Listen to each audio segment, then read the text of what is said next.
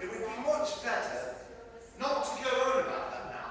Who's going on? I'm not going on. I'm not arguing. I'm just telling you the sort of chap I was, see? I'm asking for nothing but my rights. You may think you can put me down because you dressed up like that, which you weren't when you worked under me. And I'm only a poor man, but I got to have my rights, see? Oh no, it's not so bad as that. I haven't got my rights, or I should not be here. You'll not get yours either. You'll get something far better. Never fear. That's just what I say. I haven't got my rights. Always done my best, and I've never done anything wrong. What I don't see is why I should be put below a bloody murderer like you. Who knows whether you will be? Only be happy and come with me. What do you keep arguing for? I'm only telling you the sort of chap I am. I only work for my rights. I'm not asking for anybody's bleeding charity. Oh, then do. Ask it once. Ask for the bleeding charity. Everything that is here is for the asking, and nothing can be bought. I love this in exchange between these two characters. You kind of get this guy, in my imagination, obviously, with a Cockney accent, a working class British citizen, who only wants what he's worked for, and he hadn't asked for anybody's stinking charity. And growing up in the South, charity, that was the worst thing, right? Take someone's charity, take charity. You have to work for what you get. Don't take money from anybody. Work for what you get, and make a man of yourself. Just a cultural lesson in the southeastern United States. And what does this character say? He says, oh no, ask at once. Ask for the bleeding charity.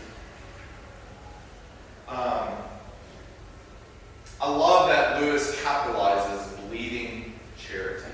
What do you think he meant by that? Okay. God's love. What else? Yeah, right? Jesus on the cross. Bleeding charity. Ask for it at once. Nothing can be bought. Nothing can be gained. It's all charity. It's all love. It's all freely given. I think with Lewis opens this dialogue quite ironically and funny. The first line of this dialogue is, well, I'm damned. You have no clue. I mean, just sheer genius, what Lewis is doing here. And this dialogue keeps going until, of course, the one who wants his rights decides to go back to the bus upon which they travel from the gray town up into the town of light. And so he hangs on to the need to have what's his by rights. Many of that echoes in my mind about our own culture throughout the United States. And the second character is quite different. Set of characters, and I'm going to jump around a bit with this one because there's a lot to it, but I think it's rather interesting given our current setting right here. This is, my dear boy, I'm delighted to see you. It was to the spirit who is naked and almost blindingly white. I was talking to your poor father the other day, wondering where you were. You didn't bring him, said the other. Well, no, he lives a long way from the bus, and to be quite frank, he's been getting a little eccentric lately. A little difficult losing his grip, you know.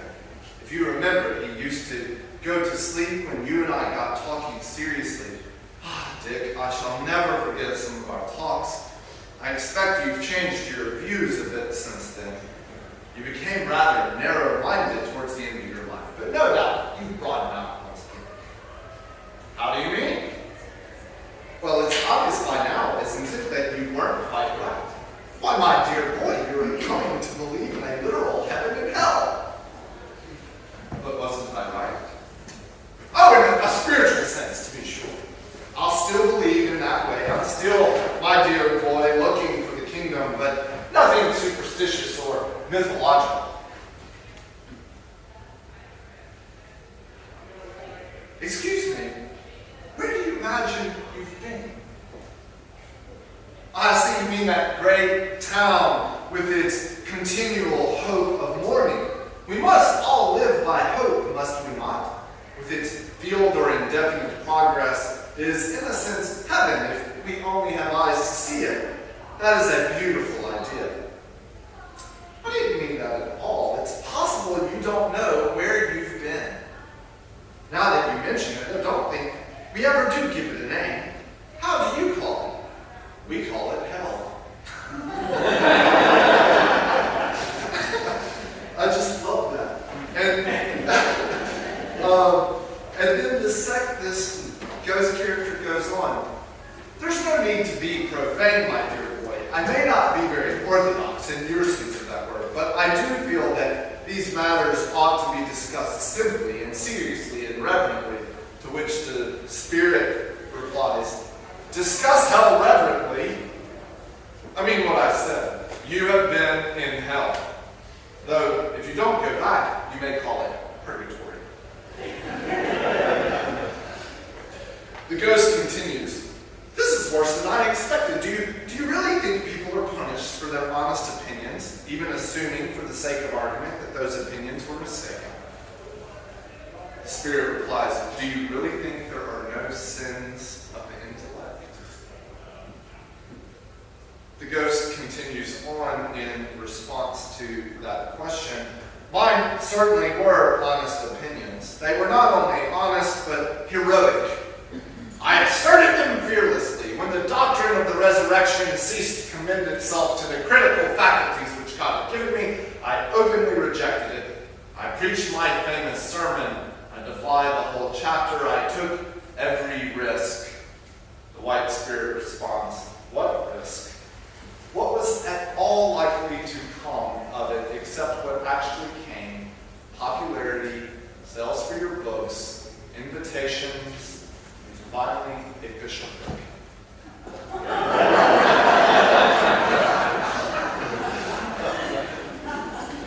Lewis is writing the time, and I think that's why the Great Divorce is still so poignant. This sense that you can have both and in terms of faith. And what Lewis is saying is no, you can't. We have a profession of faith, and it's important for you to seek that profession. However that may be for you. For some of us it would be the Nicene Creed. For some of us maybe it's the Lord's Prayer. For even more of us, maybe we turn first to some letter of Paul or some experience, or as Lisa talked about in her sermon, a spiritual retreat in which we encountered the divine. But Lewis is saying we can't just say whatever we want to about God. There are limits. And we have to pay careful attention to the things that we say about God. Indeed, some of the things that are being said about God in this world and in this past week make one pause about what people would say or have said about God. So this one, I'm actually going to skip that one because I forgot what I so we'll not talk about it. So this is now we're starting at chapter 9 with the exploration of the protagonists on questions. So up until this point in the book, he's had the luxury of observation. He's been able to watch other ghosts interact with spirits, with the bright spirits, which which he calls the solid people, and which I could not help but draw a reference to, as I was reading this, and his reference to the solid people, to another story called The Light Princess. If you have not read The Light Princess, I commend it to you. But the solid people being people of gravitas, people who have weight, who can pick up the leaf, who can pick up the apple, who can walk on the grass and actually see the grass fold beneath the weight of themselves. And so here at this point, the protagonist meets up with his own solid person to guide him through the rest of his journey in this land that he has found himself in. And I'm going to try to pull this off. It might go terribly awry.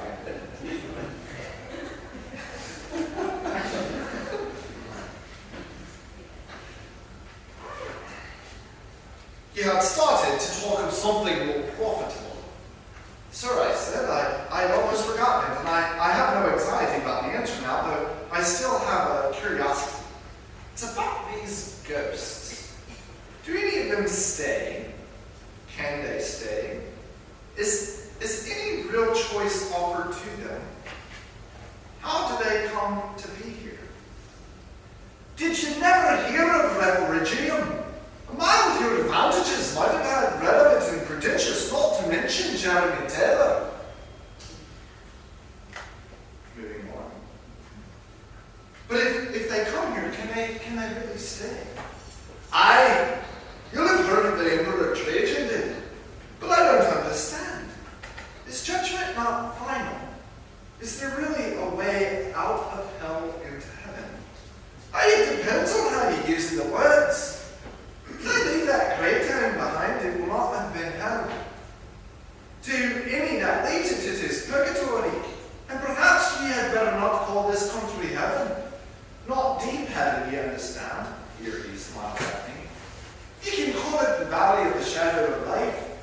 And yet to those who stay here, it will have been heaven from the first. And ye can call those sad streets in the town yonder the valley of the shadow of death. But to those who remain, there they will have been hell from the beginning. To those who remain would have been hell from the beginning. The Spirit continues.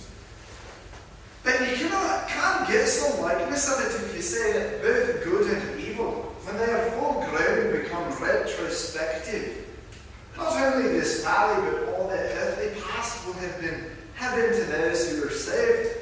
And not only the twilight in that town, but all their life on earth too will then be seen by the damned to have been hell. This is what mortals misunderstand. They say of some temporal suffering, no future bliss can make up for it, not knowing that heaven once attained will work backwards, turn even that agony into a glory. And of some sinful pleasure they say, let me have but this, and I'll take the consequences. Little dreaming how damnation will spread back and back into the past, and contaminate the pleasure of the sin. I mean, you read these words and it kind of takes your breath away, doesn't it? That Lewis can have this really deep sense of salvation and damnation. And write about it in a way that is approachable. This is a man that has just taken some of the most orthodox theology, some of the oldest theology of the Christian church, and has written it into a science fiction story where I can get up here and do a really bad Scottish accent. That's just brilliant. And he brings us, invites us to think deeply about our own faith statements. What is it that I, as a human being, as a child of God, have to say about God? And am I willing to to put myself out there enough, as Lewis did, to explore the depths and the truths of God's being through my own words, my own vocabulary. And it doesn't mean that we have to be as brilliant as Jesus. Praise God. I mean, as Lewis, praise God. Because then we'd all just, we could just be off the ship right now. But it is inviting us to love the light for the light. And so then our faith, according to my reading of some other sections of this book, is that it's not simply what we say about God or about Jesus or the Holy Spirit, but it is in our living that we say those things. So a couple more examples, and this is one that I'm really tying into what I'm saying here, is a ghost who was an artist and he sees this landscape before him, this heavenly landscape, and wants to paint it. And it's all he can think about. He's in heaven, on the precipice of heaven, right? He has just entered it. All he wants to do is paint it. And this spirit that has joined him breaks into laughter and says, "Don't you see, you'll never paint at all if that's what you're thinking about." The ghost says, "What do you mean?" And the spirit says, "Why, if you're interested in the country only for the sake of painting it, you'll never learn to see the country." The ghost responds, "But that's just how a real artist is interested in the country." And the spirit says, "No, you're forgetting. That was not how you began. Light itself was your first love. You loved paint only as a means of telling about light." And I love that. And though each of us may not be an artist, we may not be a painter, or a sculptor, or a graphic design artist that can create beautiful digital creations. We each are artists in our own right and can share the truth of the light that we encounter. The question is, are we wanting to paint through our own medium for the love of painting what we're seeing, or for the love of the light that is behind that which we see? And can we enter into our faith lives in a way that we remember that our first love is the light? And it's my final example here.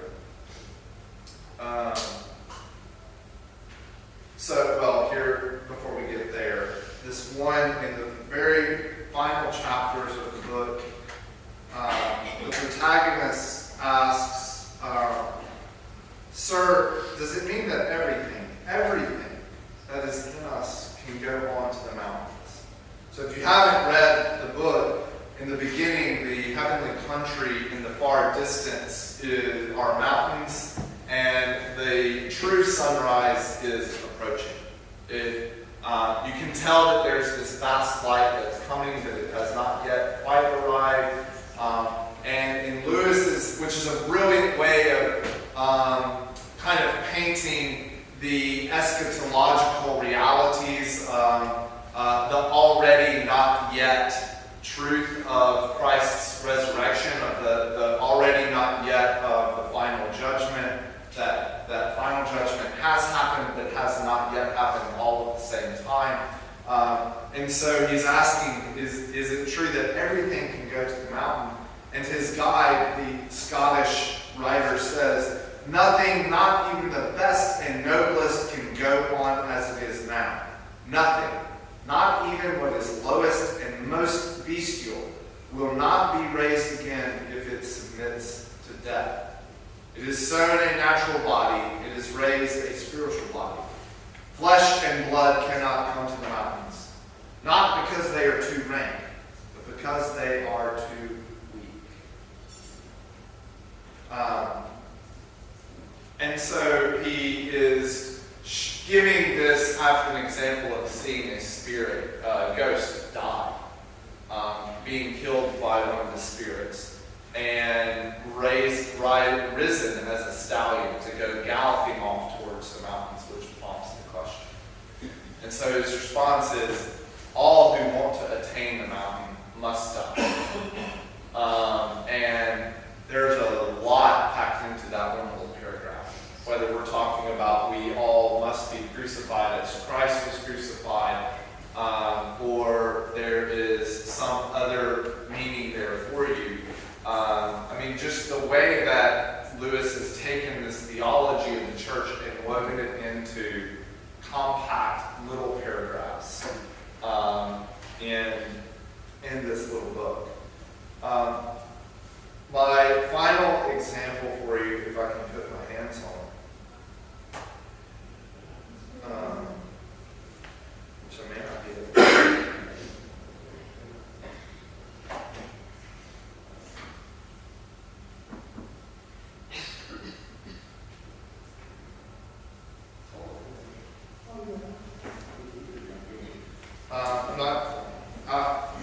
I'm at least in the right section. Here it is. Okay. So he's talking to his teacher, and then he asks, "Is there another river nearby here?" And all of a sudden, this spirit appears, and she has just this throng that is following her, and they're all singing and dancing and creating this melodious encounter in heaven.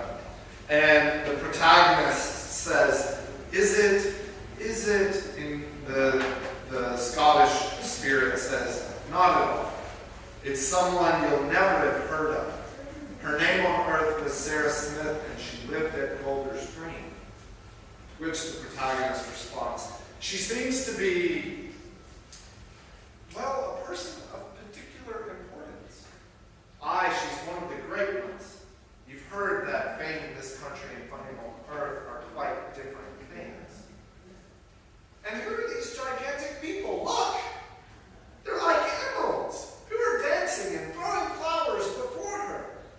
Have you not read you Milton? 1,000 laboring angels lacking there. All these young men and women on each side, they are her sons and daughters.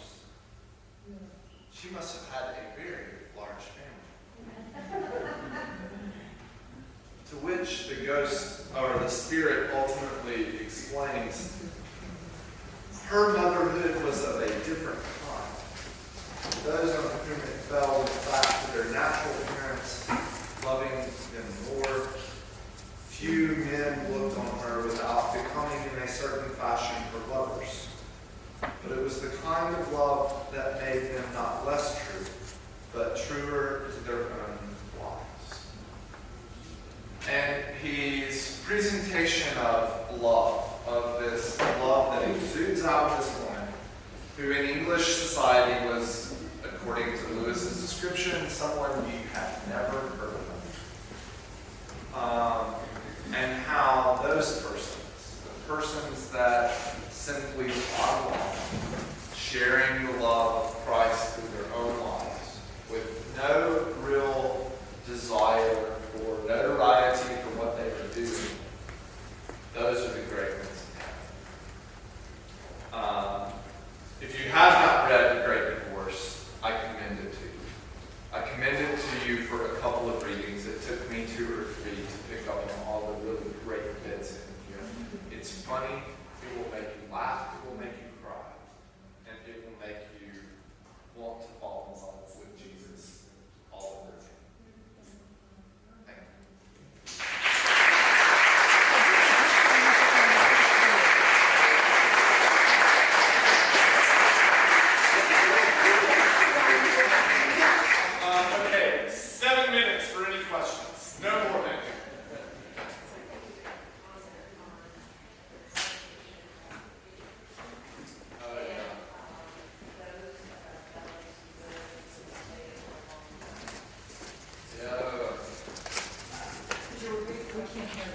Yeah, so there's a character there's a section in there about pity, a character who uses pity against others.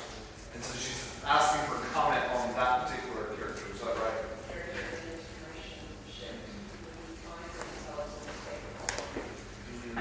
Yeah, and that's a really difficult section in this book because it's a mother who lost a son and found herself in the book kind of stuck in that grief, unable to move forward.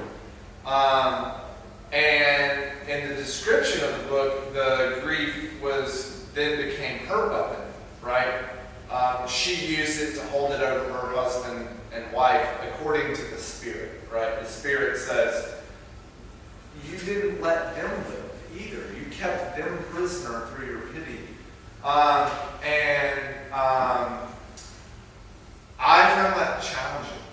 Yeah, it's hard to read that. I mean, I understand what Lewis is saying, but I think, too, I wrote in a blog post and in a paper in the seminary for the diocese that at times of tragedy, and I don't just mean grand tragedy on the scale of like natural disaster, but personal tragedy, that's when it becomes most important for us to be connected to a community of thanksgiving and of hope. Because that community is what will help us get reconnected to the love and hope that we find in Christ.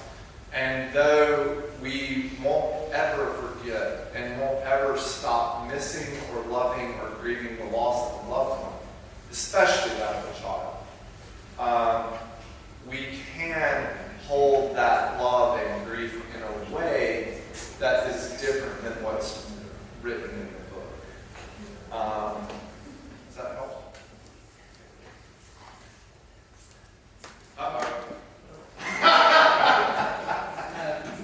This may be unfair, so tell me if it is. I thought one of the really interesting consistencies between the ghosts and the spirits is the ghosts all had this sense of entitlement and had this sense of accomplishment on earth. And the spirits all had this sense of, you have no idea what the beauty of this space that we're in. We call it heaven. But this sort of humility played through all of that. So with regard to the mother that was in mourning and pity, she held on to that as almost a sense of entitlement. I'm entitled to die for my children. And the Spirit's trying to explain to her, up here we don't think we're entitled to anything. Right. And this is my question. I was trying to figure out, this was written in 1945, after during World War II coming to an end. Is there a message to that moment in history? Are there characters that, am I trying to read too much into it by dropping it right into 1945? Is there some sort of context that Lewis is reacting to this just awful moment in human history of us fighting each other, again, over this entitlement, power, and not appreciating sort of this greater kingdom beyond? I would say that the historical context of the writing would definitely inform, for sure. I think though that Lewis's most direct response to World War II is in Normandy, more so than here. That being said, it's quite obvious that he's writing about the tragedies of sin in this book. And what is war if not one of the greatest sins that we commit against each other? It's the failure to love a neighbor to the point that we feel it necessary to kill them. So I don't have a very in-depth or direct response to your question other than to say we are all informed by our historical context, and I'm certain that by the point that this book was written, World War II had to have played into his thought process for writing the book the way that he did. Yes, sir. Well, I was thinking about that idea. It was a loss of a child. I mean, a lot of people lost children.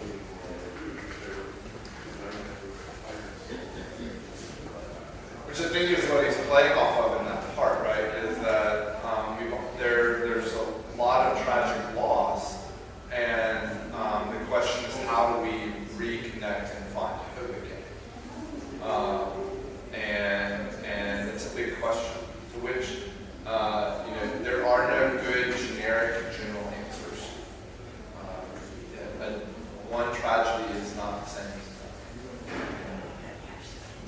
another. Thank you all very much for your time and attention this morning. I had great fun. I hope you did too. For giving me the space to get a little more together.